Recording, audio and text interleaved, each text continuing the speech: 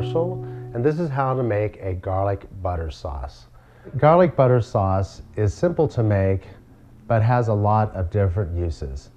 You could use it for a fondue, or you could use it as a dipping sauce with lobster, or you could use it on a sauce with some almonds on fish or chicken. I'm going to start by putting in about a half a stick of butter and get it melting. We're going to go ahead and add a pinch of salt. I'm going to add about a half a teaspoon of pureed garlic. We'll slowly incorporate all this together so that the garlic gets infused into our butter. And then at the end, we'll put in just a pinch of fresh parsley for color. And we'll serve our garlic butter sauce across some nice poached shrimp.